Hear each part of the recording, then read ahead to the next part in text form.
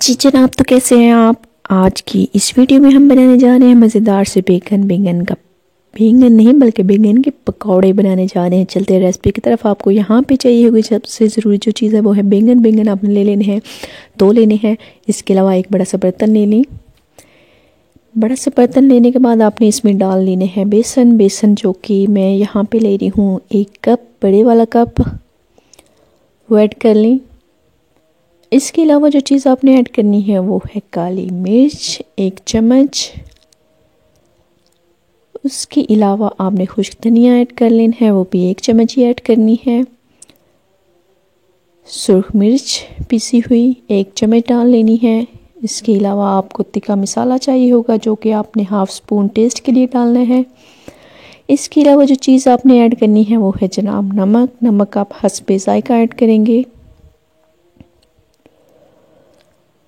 नमक के बाद आपने जनाब पिसा हुआ जो मसाला होता है वो ऐड करके अपने हाथों से इसको मिक्स कर लेने हैं सारे मसाला जात को बेसन में।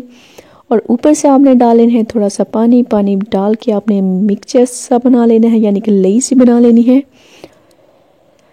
लई सी सही मिक्सचर सा बनाने के बाद आपने इसमें ऐड कर लेनी है रेड मिर्च और सब्ज़ मिर्च कुटी हुई या बारीक पीसी हुई, जिससे वो काट लेते हैं ना, वो आपने ऐड कर लेनी है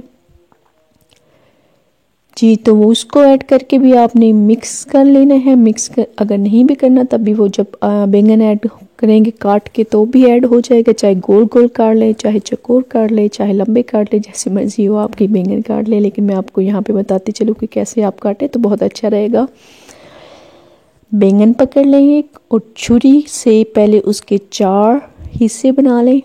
फिर जो 4 हिस्से होंगे उनको भी आपस में ऐसे काट लें, यानी कि आपने इसको 6 कट लगा लेने हैं।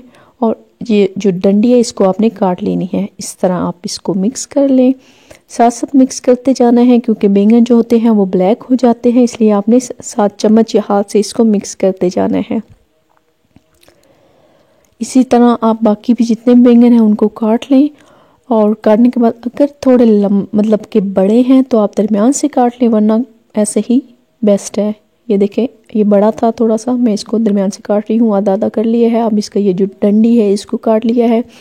इस तरह बाकी जितने भी बैंगन हैं उनको सबको आपने काट के बेसन में अच्छे से मिक्स कर लेना है। हाथों से सही मसल लेने हैं इनको ताकि मसाला जो है अच्छे से मिक्स हो जाए। बस 2 से 5 मिनट के लिए आपने रखना है। फिर आपने क्या कर लेना है जनाब, चूल्हा जो है वो ऑन करना है और घी गरम कर लेना है। और इसमें एक एक करके आपने जो बैंगन है वो डाल देना है, मसाला लगे हुए जो लाइक फिंगर फ्राइज एक एक करके ऐड करने हैं, क्योंकि अगर ज़्यादा ऐड करेंगे ये तो वो चिपक जाते हैं एक दूसरे के साथ। फ्लेम आपने लो रखनी है ताकि अंदर से भी अच्छे से पक जाए, कच्चे ना रहें। बहुत मज़े की खुशबू आ रही है और कलर भी आप देख रहे हैं बहुत ही मज़े का हो गया है, गोल्डन ब्राउन सा। सही जो गोल्डन कलर आता है वो जब आ जाएगा तो हमने इसको निकाल लेना है। बस थोड़ी देर के लिए और हम इनको बनाएंगे। तकरीबन हमारे बैंगन के जो पकौड़े हैं वो हो चुके हैं तैयार। आप इसको निकाल लें। निकालने के बाद आप इसको चाहे चटनी के साथ चाहे केचप के साथ सर्व करें।